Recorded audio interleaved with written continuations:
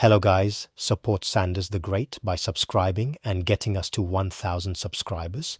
We truly appreciate the support. While multi-billion-dollar sports networks scramble for exclusive broadcast rights, Shedeur Sanders just executed the most ruthless media coup in modern athletic history. By completely severing ties with mainstream reporters and forcing television giants to buy back his family's self-produced footage, he didn't just bypass the traditional sports media, he turned ESPN and Fox Sports into desperate, paying subscribers to his own personal empire. This wasn't an athlete starting a casual vlog. It was a cold-blooded hijack of narrative control that shattered the trillion-dollar sports distribution model forever. The network gatekeepers thought they owned the narrative until a rookie quarterback made them realize they were just paying to watch his show. If you think an athlete's power stops on the field, what Shedeur built off it will terrify every media executive in America. For nearly a century, the social contract between professional athletes and sports journalism remained completely unbroken. A player would run out onto the grass, execute the plays, and then endure the ritualistic media session in front of a wall of branded microcollars and relentless television cameras. In this old architecture, mainstream networks held absolute leverage as the undisputed gatekeepers of fame, public sentiment, and market credibility. They decided which rising stars were portrayed as natural-born leaders and which ones were framed as locker room cancer, leveraging raw access to build multi-million-dollar broadcast empires around human spectacle. If a quarterback wanted to address a controversy, sell a signature shoe, or influence his draft position, he had to sit across from a network analyst who controlled the framing, the edits, and the eventual narrative. That structural dynamic vanished the moment Shedeur Sanders stepped into the national spotlight, not because he mastered the old game of public relations, but because his family built a complete alternative infrastructure. Why would an elite quarterback spend his post-practice routine answering calculated, trap-laden questions from television crews when he owns the digital media company that the entire football world is already watching anyway?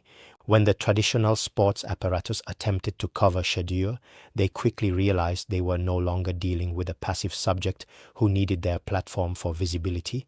Instead, they were staring at a sovereign media entity that possessed its own production team, its own direct-to-consumer distribution channels, and a fierce digital audience that dwarfed the viewership metrics of standard local sports news stations. The core premise driving this shift goes far beyond the surface-level novelty of a quarterback running a YouTube account. It represents a total structural bypass of the traditional broadcast cartel, executed with surgical precision by leveraging an in-house media empire. Rather than relying on network crews to tell his story through heavily filtered broadcast packages, Shedeur and his inner circle shifted the camera angles entirely. By embedding high-definition cameras into every intimate corner of his athletic evolution, from private 6 a.m. film sessions to unscripted family conversations, they turned the athlete's daily existence into a self-contained, highly lucrative reality machine. The media landscape shifted overnight from one where journalists actively extracted content from athletes to one where journalists were forced to sit back and watch the content get published independently. The stakes of this silent revolution extend to the very foundation of how elite athletes construct their public identity and protect their commercial valuation. For decades, traditional sports networks derived their power from an artificial monopoly on access. If you wanted to see inside an elite training room or hear an unvarnished reaction after a tough loss, you had to tune into a major television network. When that monopoly collapses, the power hierarchy in sports media inverts completely, turning traditional broadcast outlets from aggressive agenda-setting gatekeepers into mere reactive consumers of player-generated media. Mainstream sports journalists, who once dictated the exact terms of athlete coverage, found themselves downgraded to third-party commentators, forced to react to footage, statements, and storylines that had already been uploaded, edited, and monetized directly by the player. This disruption hit the multi-billion-dollar sports broadcasting industry like an existential shockwave because it rendered their most expensive tool, exclusive access, virtually obsolete. When a network spends millions securing broadcast rights, they do so under the assumption that they own the narrative space around the game and its star performers. But when a player controls their own primary media channel, they effectively disarm the television industry's greatest weapon, the ability to spin, manipulate, or selectively edit a player's words for sensationalized daytime debate shows. If an analyst attempts to manufacture a controversial narrative about Shedeur's work ethic or locker room demeanor, the family's media engine instantly counters it by dropping 20 minutes of continuous unedited practice footage demonstrating the exact opposite. Ultimately, this cold open marks the formal death of the old athletic media model and the dawn of total self-governance in sports entertainment.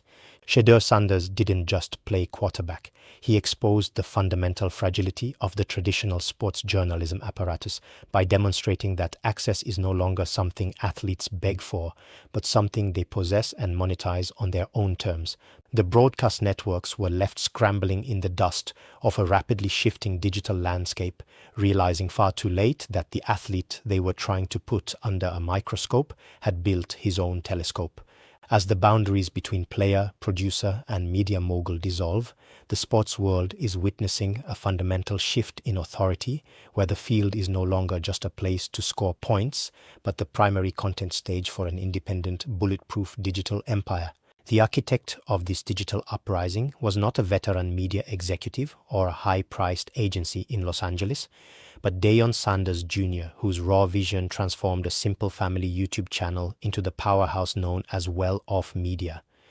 Long before mainstream sports networks realized what was happening, the Sanders family recognized that traditional sports journalism was inherently transactional and frequently out of touch with modern culture. While traditional network crews showed up to games with bulky equipment, pre-written narratives, and stiff corporate agendas, well-off media operated with the agility of a digital native production house, recording life as it actually happened. What began as a personal project to document the behind-the-scenes realities of a famous football family rapidly evolved into a primary news source for millions of college football fans. By establishing absolute creative independence early on, Deion Jr. built a bulletproof content architecture that did not rely on television network greenlights, press credentials, or corporate advertising dollars to reach a global audience. The secret weapon behind well-off media's meteoric rise was its commitment to providing completely unfiltered, intimate access that traditional reporters could never hope to obtain. While credentialed journalists were strictly restricted to standard 10-minute media availabilities and heavily policed post-game press conferences, well-off media's cameras were running perpetually. The channel brought viewers directly into 5 a.m. weight room sessions, high-stakes film breakdowns, team buses, and intimate post-game locker room speeches where raw emotions ran hot. Viewers were no longer watching a polished, sanitized version of a college football program designed for television executives.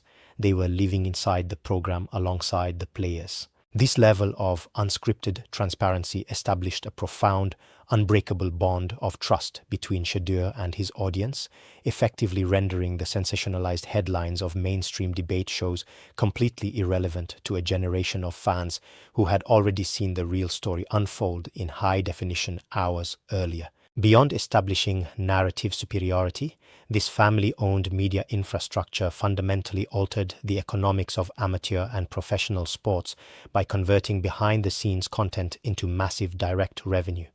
Every practice rep, every private training session, and every lifestyle vlog was systematically captured, edited, and uploaded, generating millions of views that translated directly into ad revenue and digital brand equity. Well before Shedeur Sanders ever put his pen to an NFL contract or collected his first professional paycheck, his family had built a multi-million-dollar digital enterprise around his daily routine.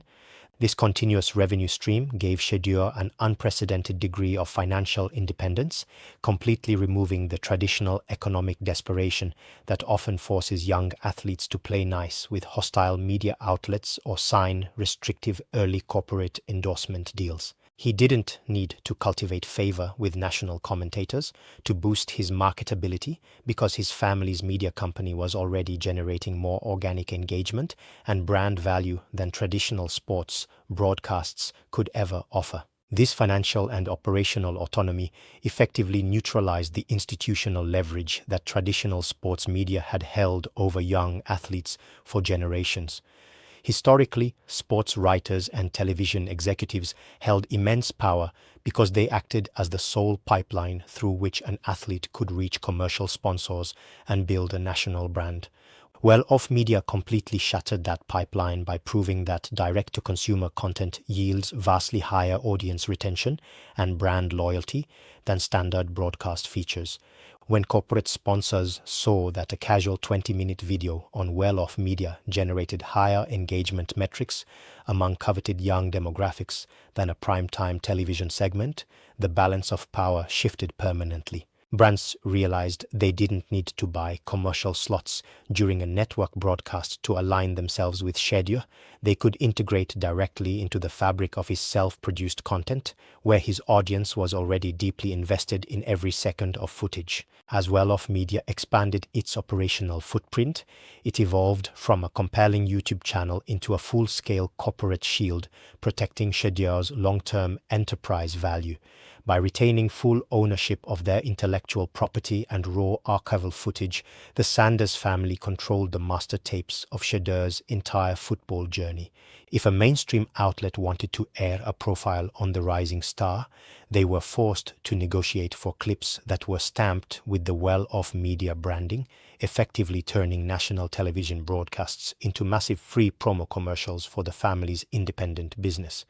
Every time ESPN or Fox Sports aired a segment on Shedeur, they were inadvertently directing millions of viewers away from traditional television and straight to a family-owned YouTube channel. Ultimately, Act 2 demonstrates that the Sanders media empire was never just about filming football workouts.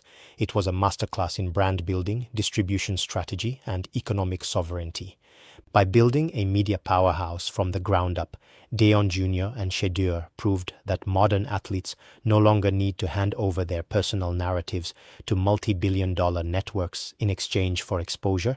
They created an independent media machine that transformed every aspect of Shedeur's daily existence into valuable content, establishing an unprecedented precedent for the modern athlete.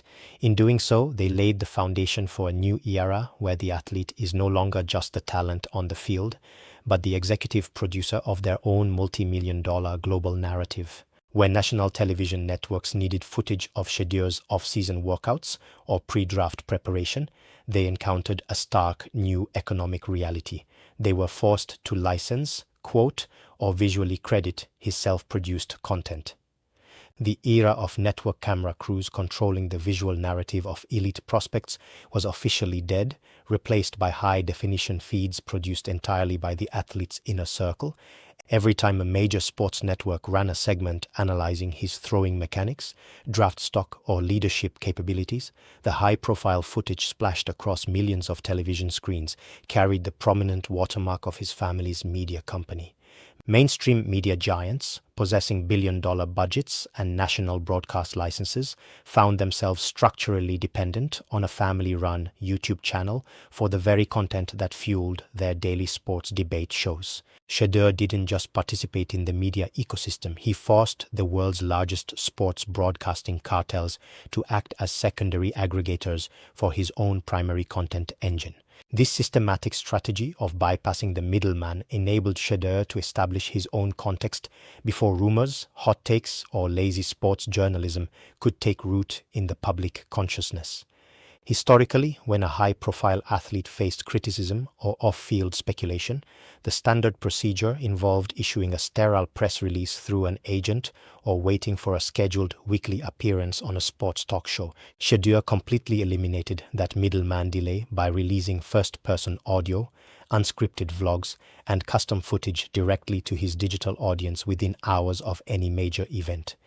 If an analyst questioned his conditioning during the off-season, his channel dropped 40 minutes of uncut, grueling workout footage that rendered the critic factually absurd before the television segment could even finish airing. By consistently controlling the initial point of contact with the public, Shedeur ensured that his version of reality was already established, embedded, and shared by millions long before traditional analysts could frame the debate. The true trial by fire for this defensive media machine occurred during the chaotic circus of pre-draft evaluation, when anonymous draft prospect leaks and calculated character hit pieces began circulating throughout the NFL ecosystem, as reports surfaced alleging that Shedeur slipped down draft boards due to perceived arrogance, uncoachability, or concerns over his high-profile lifestyle. The traditional media machine attempted to engineer a narrative of a falling star punished for his independence.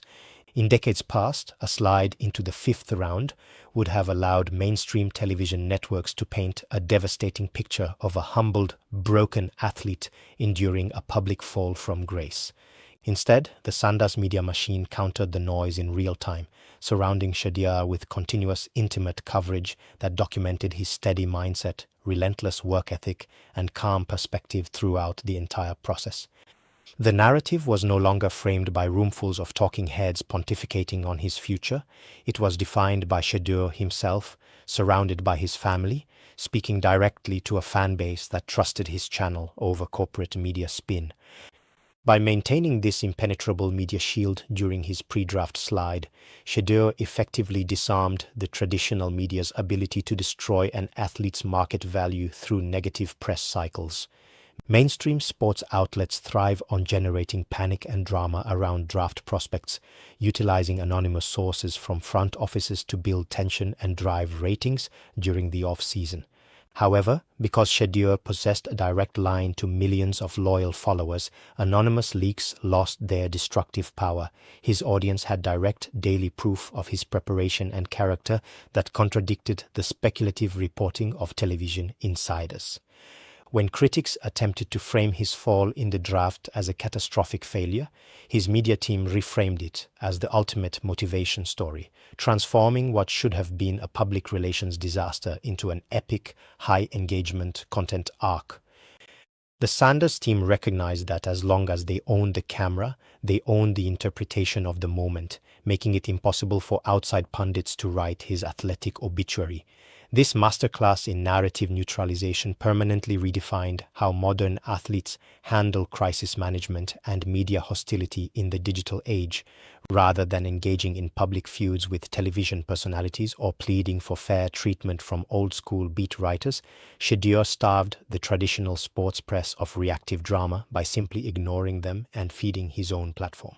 Traditional journalists were left shouting into an echo chamber, realizing that their scathing critiques and sensationalized headlines no longer dictated public opinion or brand viability. The power to shape an athlete's identity had officially shifted from the press box to the player's personal editing suite, proving that direct-to-consumer authenticity will always overpower corporate spin. Shedeur showed an entire generation of incoming athletes that when you build your own platform, you no longer have to defend your character against anonymous critics. You simply publish the truth and let the numbers speak for themselves. Ultimately, Act 3 reveals that neutralizing mainstream spin is not about engaging in defensive public relations, but about rendering the traditional press entirely redundant. Shedeur Sanders didn't just weather the storm of negative draft speculation, he monetized the outrage, outpublished his detractors, and turned what could have been a career-damaging media campaign into high-converting digital real estate. Mainstream networks were left with a stark realization: they no longer possessed the power to make or break an elite athlete's public reputation. By weaponizing his media empire as a bulletproof corporate defense system, Shedeur demonstrated that an athlete who controls his own distribution is entirely immune to the narrative traps of traditional sports journalism. He didn't just survive the draft day noise, he owned the noise, packaged it, and sold it back to the very networks that tried to bring him down. The ultimate payoff of Shedeur Sanders' media strategy was not just narrative control, but a total economic windfall that shattered every expectation for an NFL draft prospect. By owning his distribution channels and cultivating an hyper-engaged digital audience, he translated his content empire into a record-setting $17.7 million first-year NFL group licensing earnings. Traditional rookies enter the league entirely dependent on standard team contracts and standard agency brokered endorsement deals, leaving millions of dollars on the table while corporate middlemen take their cut. Shedeur inverted this dynamic completely, leveraging the continuous proven impression counts of his family's channels to command unprecedented enterprise valuations. He didn't need to prove his commercial viability to footwear executives or beverage brands. The real-time analytics on his self-produced content provided undisputed proof that he possessed a direct monetization-ready link to the most sought-after consumer demographics in sports marketing. This unprecedented economic leverage completely transformed how corporate sponsors approached marketing integrations with elite football stars. Rather than spending millions of dollars purchasing traditional 30-second TV commercial spots during network broadcasts where modern audiences actively look away or skip ads, top-tier global brands bypassed the networks entirely. Corporations paid premium rates to integrate their products directly into the organic fabric of the Sanders family's daily YouTube videos and social content. When a brand appeared in a well-off media episode, it wasn't presented as an intrusive corporate interruption. It was seamlessly woven into Shedeur's raw, authentic lifestyle, yield-generating conversion rates that traditional television commercials could never match. The major television networks were left watching millions of dollars in corporate ad spend bypass their broadcast packages entirely, flowing directly into the bank accounts of a rookie quarterback who owned his own media pipeline. When Shedeur arrived in Cleveland, the dynamic between a professional football franchise, its local market, and a marquee athlete underwent an immediate structural disruption. The Cleveland market, long accustomed to traditional local news stations and old-school beat writers acting as the primary authorities on the team, had to adapt to a rookie who possessed a digital footprint far larger than every local news outlet combined. Traditional sports radio hosts and local columnists found themselves completely disarmed. They could no longer threaten an athlete with negative press or demand exclusive sit-down interviews to drive their ratings. Shedeur held all the cards because his personal platform generated more daily impressions in a single upload than local news broadcasts pulled in an entire week. The local media ecosystem was forced to accept a submissive reality where they were no longer setting the agenda for Cleveland football coverage, but merely reporting on what Shedeur had already published to his global audience hours earlier. This seismic shift in audience power created a fascinating economic paradox within the local Cleveland sports economy. The fan base no longer waited for the evening news or the morning paper to get updates on their new quarterback's mindset, training regimen, or off-field lifestyle. Instead, hundreds of thousands of fans tuned in directly to his digital channels, creating an unprecedented direct-to-consumer relationship that completely decoupled the athlete's popularity from local media coverage. Local businesses and regional brands quickly realized that securing a mention or product placement on Shedeur's personal channel yielded far higher local engagement and sales than buying ad time on regional sports networks. The rookie didn't just join the Cleveland sports ecosystem, he instantly redefined its financial hierarchy, forcing traditional media entities to compete for scraps of attention while he operated as a self-contained broadcast network. Ultimately, Shedeur Sanders didn't just navigate the high-stakes world of modern football, he permanently redefined the scope of athletic ambition by seizing the means of storytelling. He proved that an elite quarterback can simultaneously dominate the gridiron and command a direct-to-consumer media empire that dictates terms to multi-billion-dollar networks. By refusing to bow to traditional gatekeepers, he didn't just protect his narrative, he built a bulletproof digital fortress that generated record-breaking revenue, neutralized corporate spin, and established a new gold standard for athletic independence. The traditional sports media cartel thought they were drafting a football player, only to realize they were witnessing the rise of a self-governing media empire that forever broke their monopoly over the game.